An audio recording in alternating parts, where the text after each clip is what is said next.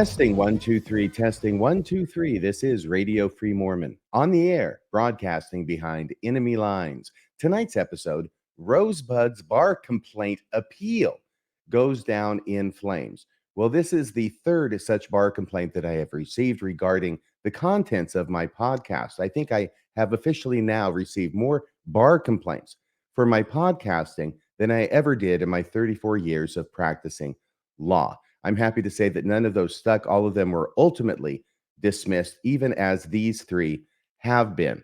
So the first bar complaint, of course, was Jen Camp, who filed a bar complaint against me, denied. She didn't like that answer, so she appealed it. The appeal was dismissed. She then got her friend Janet Cox, or J.L. Cox, an attorney friend of hers. I don't know if that's from the group Badass Bitches that she is a member of, that Jen Camp is a member of. I don't know if Janet Cox is a member of that group as well. That illustrious August company known as the Badass Bitches. Okay, I don't know if she is a member of that, but she went ahead and she filed a bar complaint against me. Janet Cox did, because Jen asked her to, and we actually provided the receipts on that because they conducted at least part of their conversation regarding Jen's encouraging Janet to file a bar complaint against me in the public comment section of one of Jen's videos, and I produced that for you as well in a prior podcast. The bar complaint against me by Janet Cox was also denied. Janet Cox at least had the good sense to not appeal, so the denial of her bar complaint stands as the final record of action on her bar complaint. And then most recently, Jen Camp has apparently got another friend in the Badass Bitches Club to file. I have to explain this. I'm sorry.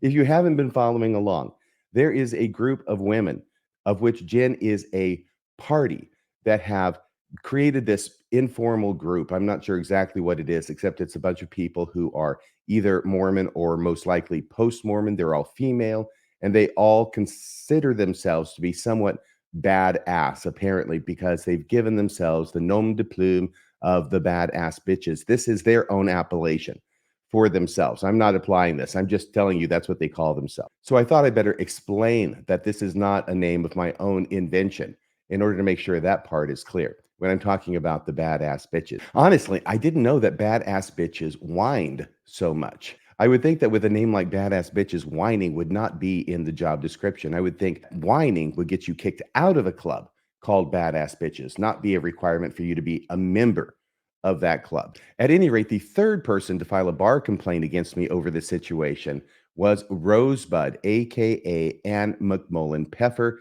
She filed a bar complaint against me. It also was denied.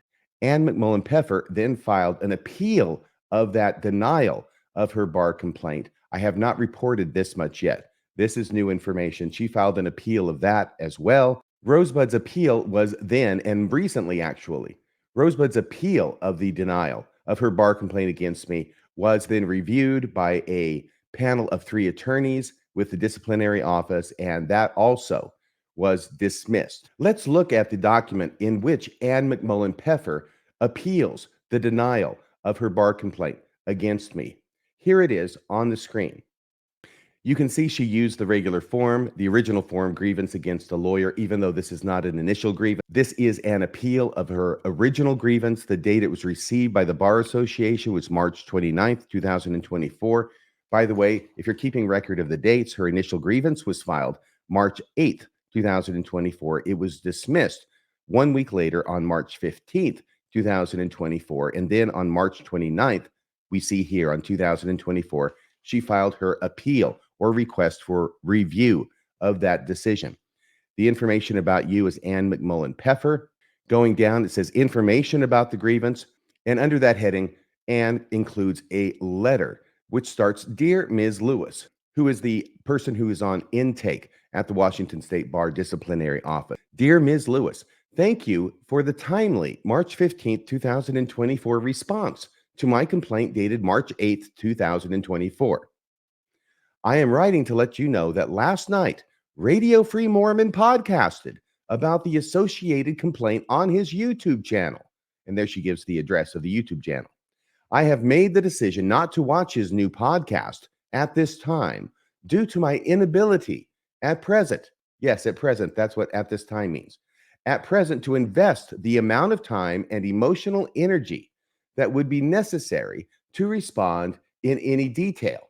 So, why are you responding at all, Ann? I don't understand. Once again, she's not going to provide any evidence or any information to the Bar Association. Instead, she's going to tell them where they can find it and that they need to go watch it themselves. That's not the way attorneys work, Ann. You need to do the work. You need to provide the evidence, if indeed there is any evidence to provide in support of your allegations, in support of your desire that they review this grievance against me on your part. You have to provide the evidence. There is no evidence, of course, and this is one of the reasons that she does this. This is a ploy on Rosebud's part. She says, I have been managing these media stunts for 12 years and find that I am tired. Ah, well, that's why she doesn't have the energy to provide the necessary evidence. She is tired after 12 years of managing these media stunts. Oh, wow. It's starting to sound like playing the victim is one of the necessary qualifications for being a member of the Badass Bitches. Yes, Badass Bitches equals playing the victim. Got it. Thanks. I am glad to hear that lawyers' private conduct unrelated to the practice of law may render them subject to discipline. Once again, she is quoting the boilerplate from the original letter to her from the Bar Association dismissing her bar complaint against me. We've gone over this before in relation to the other bar complaints. Also, she goes on, although Radio Free Mormon is someone I am not currently litigating against, and is certainly not an attorney I would personally ever consider hiring, he is now using his status as a member of the Washington State Bar Association and his ability to evade multiple bar complaints. Damn that rabbit. And his ability to evade multiple bar complaints to bolster what he apparently perceives to be his public credibility. Wow, that's a lot of words, Ann. Congratulations on the length of your sentences. I wish there was some substance to go into them. At this point in time, due to the very serious nature of, I believe should be in that sentence, the very serious nature of the associated allegations, the media component, and the sensitivity of the subjects, I am wondering what evidence would be of most use to you. No, Ann, this is not a colloquy. This is not a discussion that you get to have with the Bar Association to ask them what evidence they want you to produce against me to them for them to find that I have acted in some way unethically as an attorney licensed in the state of Washington. That's your job. You're not on a team together with them to get me, in spite of the fact that you seem to want to cozy up to them and get all chummy in this regard. She says, I am wondering what evidence would be of most use to you. We can assume that Radio Free Mormon, due to his very predictable actions, will podcast regarding any evidence I send and any decisions you make. Well, she's got that much right. At least she's not a complete idiot. I am happy to do my best to gather and prove by a preponderance of evidence that Radio Free Mormon has violated the rules of professional conduct. Well, hang on a second, Rosebud. If you're happy to do your best and gather it and prove it, why don't you do it? Instead of complaining about how tired you are, like you just did in the previous paragraph, as an excuse for why you haven't done it. So first you're saying you're too exhausted from having done this for 12 years, and now you're saying you'd be very happy to do it as long as the Bar Association will tell you what evidence to get against me in order to discipline me. I am happy to do my best to gather and prove by a preponderance of evidence that Radio Free Mormon has violated the rules of professional conduct, but we are also, you and the Bar Association, you see, she tries to lure them in and say, oh, you're my friend and we are working together against this very, very bad Radio Free Mormon. But we are also up against the realities that I am not an attorney, that there are vulnerable third parties who need protection from media, and that due to Radio Free Mormon's predictability, all of our interactions will become part of the long public record regarding the issues of the treatment of women and organized child sexual abuse in the Latter-day Saint Church. When did this come about that? When did this come about something other than what I've done that allegedly is supposed to be unethical, and therefore she's asking the Bar Association to do something about it? No, now it's not about me anymore. Now it's about the treatment of women and organized child sexual abuse. Mike Resendez, she goes on, Mike Resendez, the Boston Globe reporter who initially exposed the Catholic sexual abuse scandal, is now covering the Mormon sexual abuse scandal. His AP articles on the subject are easily Googleable. Why are you saying that, Ann? Do you want them to Google them? Do you want the Washington Bar Association to Google these articles written by Mike Resendez about issues relating to child sexual abuse in the Catholic Church and in the Mormon Church? You expect them just to Google them to read them? You don't even give them a reason why. In fact, what you're giving them is every reason to believe that it has nothing to do with the complaint against me or the review that you're asking them to do about the dismissal of your complaint. I do not expect that they went to the trouble of Googling any articles to read them under these circumstances. And once again, if those articles were relevant and if you thought they were relevant, it is your job to attach them as exhibits to your complaint. I guess I shouldn't be giving her advice. That's what she'll be doing next time. Not telling somebody else that they need to look it up for you. She goes on, Jen Camp, the woman who has also sent bar complaints against Radio Free Mormon, well, accurately, one of the two other women who have sent bar complaints against Radio Free Mormon. This is 3 up and 3 down. And remember, Rosebud, Jen, and Janet, there is no crying in baseball. Jen Camp, she says, Jen Camp, the woman who has also sent bar complaints against Radio Free Mormon, is currently litigating against John DeLynn. At some point, there will be a large public document dump regarding these matters. Oh, yeah, Rosebud, we've heard that for freaking years. This idea that there's going to be a large public document dump. You're never going to follow through on that. I know that. You know that. Why are you telling the Bar Association that, especially when it has absolutely nothing to do with the facts of this case? At some point, she says, there will be a large public document dump regarding these matters. Ooh, I quiver with fear.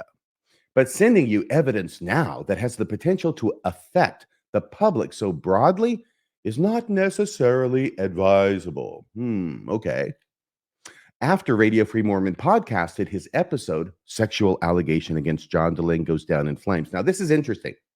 This was, I think it was around April of 2021. It was a Mormonism Live episode.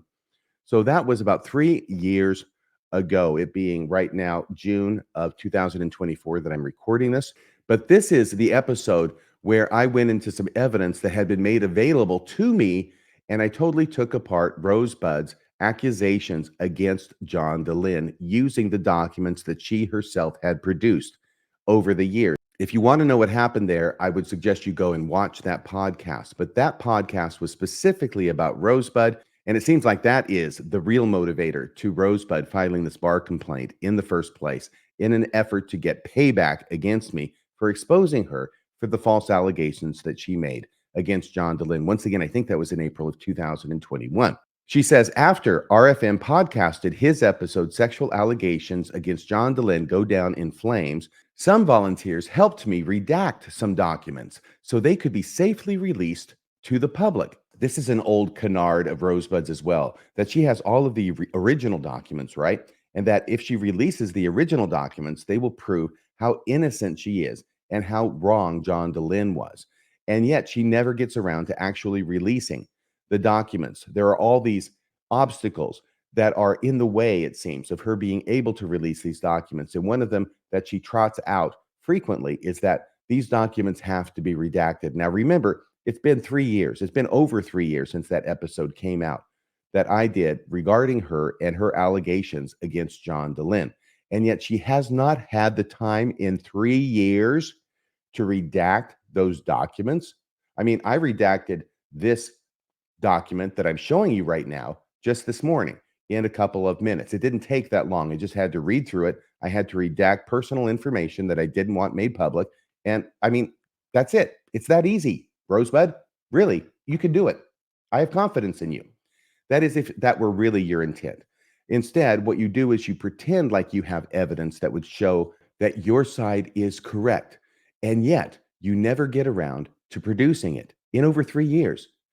Why don't you produce it, Anne, if it really shows that your side has the cause of justice on it, instead of always making up these excuses, which are getting pretty threadbare by this point, that you just have to continue to redact them after 3 years so that innocent parties are going to be protected. Come on, Anne, you know that's not true. You know that you don't have the evidence, and you pretend you have the evidence just so that people who are very gullible will agree and believe you that you have the evidence without your ever having to actually produce the evidence so that we can look at it. Unfortunately, she goes on, the redactions weren't done well enough, and I felt that to protect innocent third parties, I needed to retract them.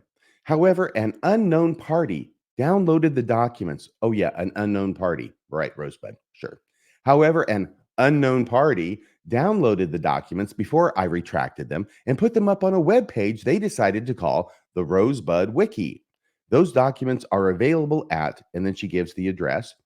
Also in 2018, oh, by the way, once again, this is another example of Rosebud providing a link to the Washington State Bar Association for them to look information up. She hasn't even established that it has any relevance. Remember, this is supposed to be about me and about me acting unethically as an attorney in the state of Washington.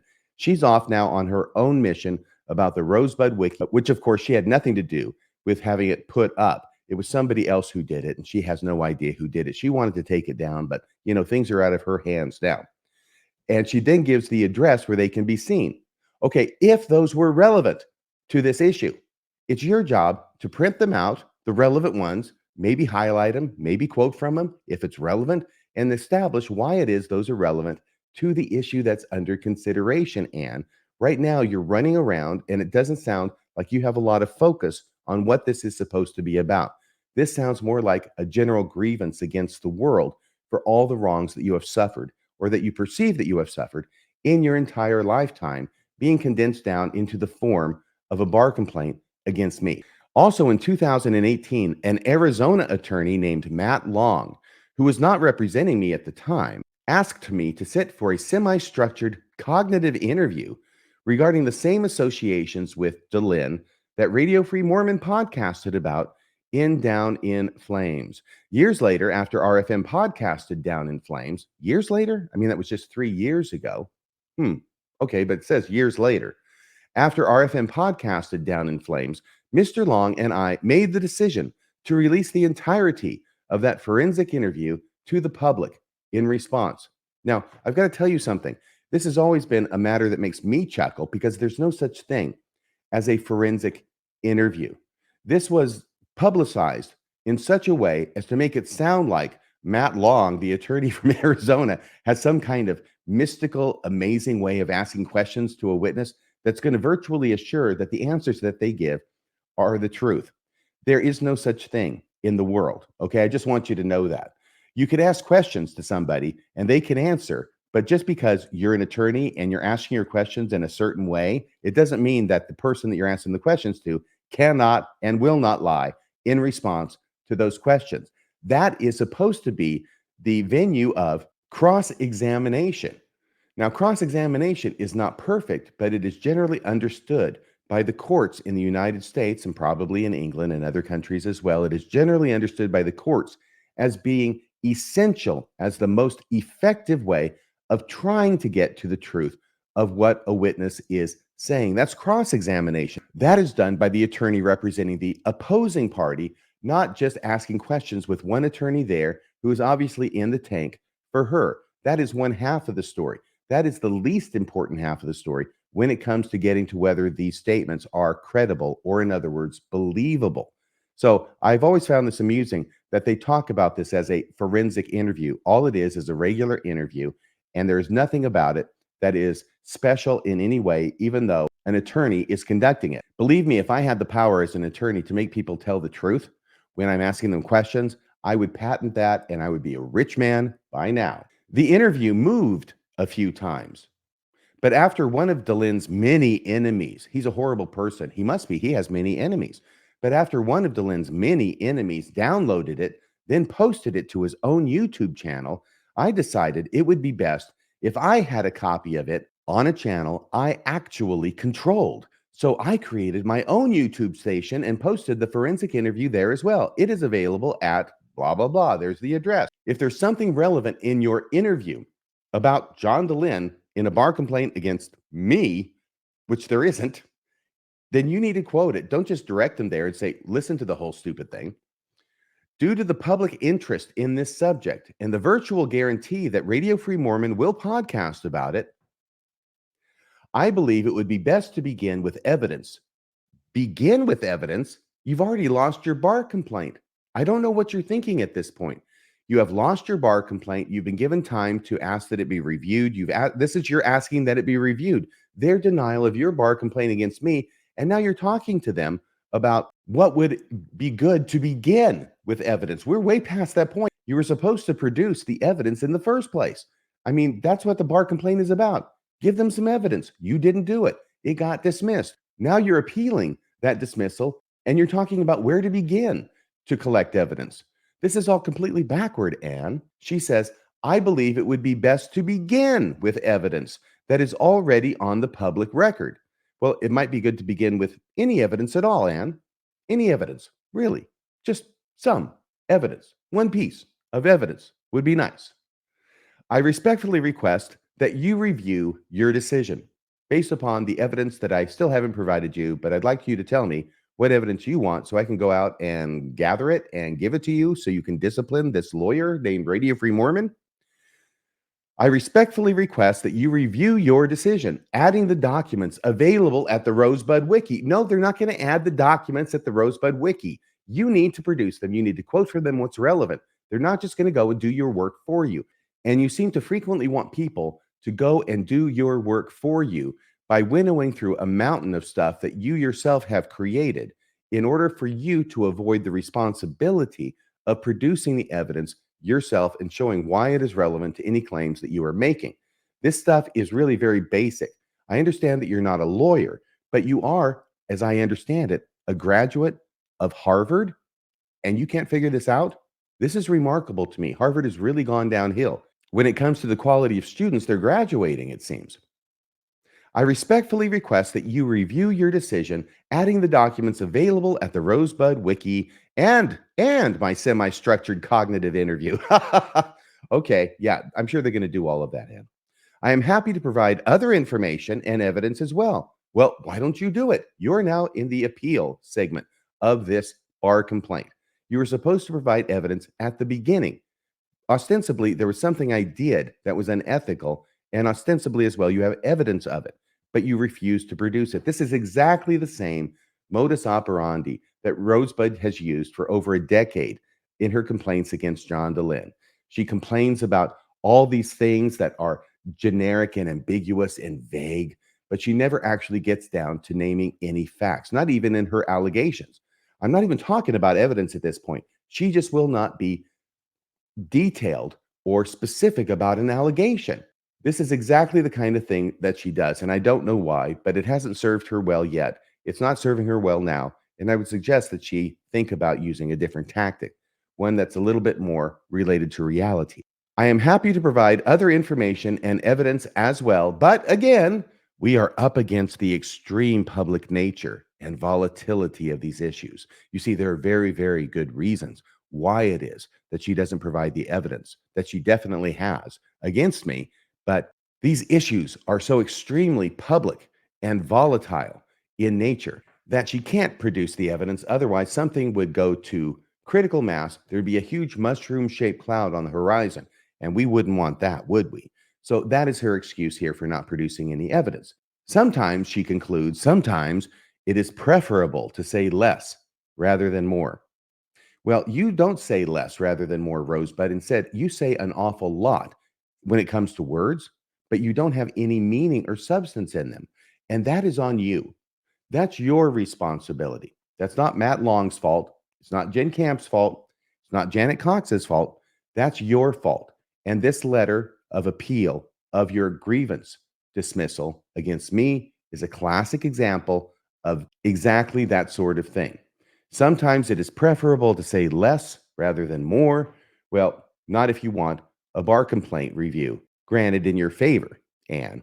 Best regards, Anne McMullen Peffer. She signs it. There are attached files. Oh, none. Oh, that's right. There's no attached files. She didn't want to do any work. She didn't want to produce any evidence. She wanted them to look it up for her without even saying where in it was any evidence. No, bad move. She wanted them to do the work for her by reviewing the evidence that she provided links to without any indication as to what in it was even relevant to this case, this bar complaint appeal. So, with all the evidence that she was able to give the Bar Association, perhaps it was a surprise to Anne to find out that the Bar Association actually denied her request for review of their initial decision, dismissing her bar complaint against me. And here we have it on the screen. It is titled The Review Committee of the Disciplinary Board, Washington State Bar Association, in reference to Radio Free Mormon, Review Committee Order Dismissal. I don't know if this was a surprise to you, Anne, that your appeal got dismissed without your providing any evidence whatsoever. It wasn't a surprise to me. The review committee considered material submitted by the grievant, respondent. I didn't even send him anything on this one. It was obvious.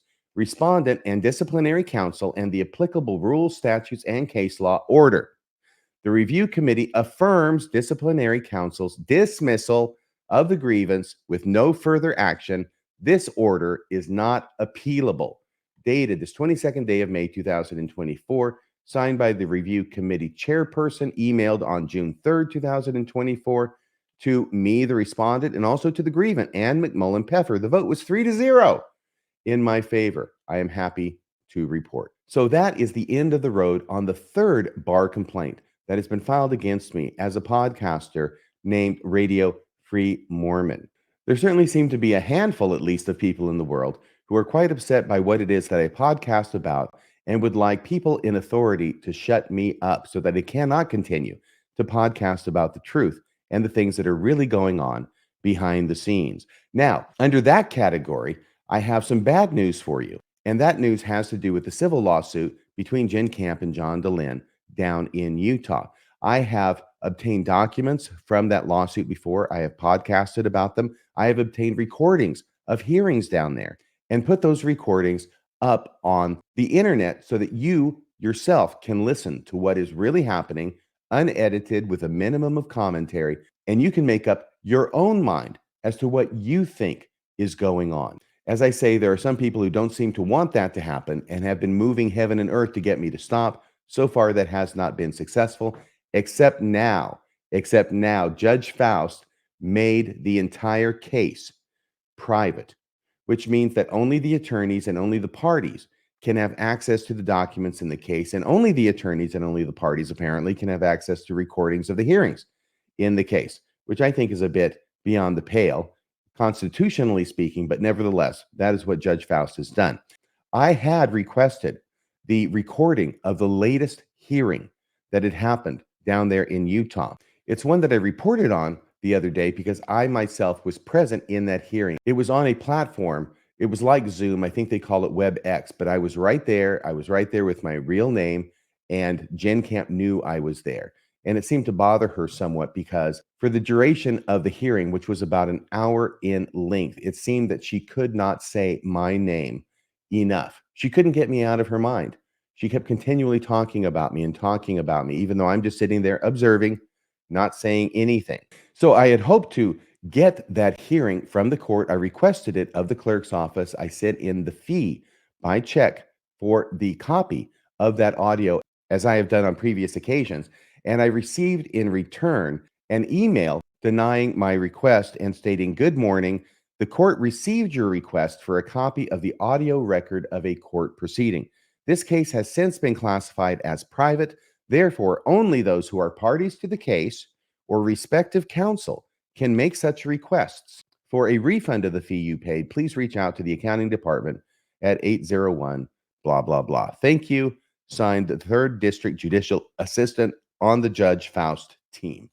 So that is unfortunate in that I would really, really like to be able to play the audio for you from these hearings because I find them endlessly entertaining.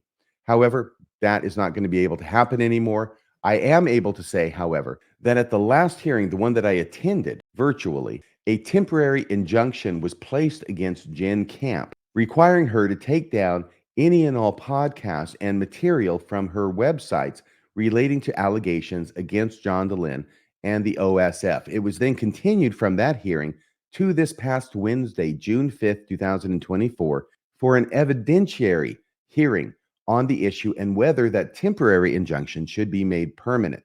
I was not present for that hearing. I was actually flying back from Utah at that time. However, my understanding of what happened at the hearing was it was about 2 hours long. Evidence was presented, and the judge did enter a permanent injunction against Jen Camp, making it a violation of the court's order if she were to put anything up again about John DeLynn. The matter remains set for a damages hearing in August. Once again, this will not go to trial. The judge already determined that based upon Jen Camp's outrageous hiding and destruction of evidence, that John Dehlin and OSF could not, as a matter of law, have a fair trial as plaintiffs against Jen Camp. And therefore, the judge, in a remarkable move, and by remarkable, I mean this does not happen very often, he found, as a matter of law and as a matter of fact, that Jen Camp had engaged in defamation against John Dehlin and OSF, and there would not need to be a jury trial on the issue because the judge decided it as a matter of law and as a matter of fact. And the only issue left is how much Jen Camp is going to have to pay John Dehlin for the defamation that she committed against him. In other words, what will the damages be? So no jury trial needed.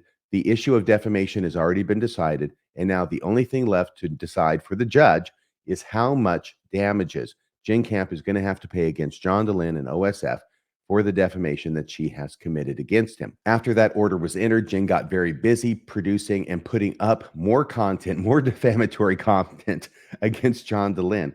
And then they had the emergency temporary motion to have her take that down. That was granted. She had to take him down. It was set over to this past Wednesday, as I say, on June 5th, for an evidentiary hearing on whether that temporary injunction should be made permanent, which it was made permanent.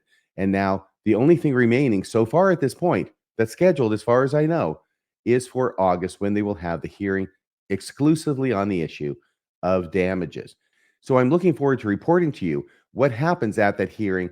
I'm just telling you, unfortunately, that I will not be able to play the audio from that hearing because access to that audio has been restricted at this point by Judge Faust, one of the few rulings that he has made with which I am in disagreement. Well, that is about all for now. Please hit the like button. Please hit the subscribe button. Really, it helps so much with the algorithm. If you would do that for me, I would take it as a personal favor. Just hit the like button, hit the subscribe button, leave a comment below. Let me know what you think about what's going on, either with the bar complaint or with the lawsuit down in Utah between Jen Camp and John Dehlin. And a big thank you to all of you listeners who have donated to the program, who have gone to radiofreemormon.org, clicked donate, and made either a one-time donation or a continuing donation, a monthly donation of any amount that works for you. Your donations are keeping Radio Free Mormon broadcasting behind enemy lines. Well, that's about all for tonight, folks. Until next time, this is Radio Free Mormon, signing off the air.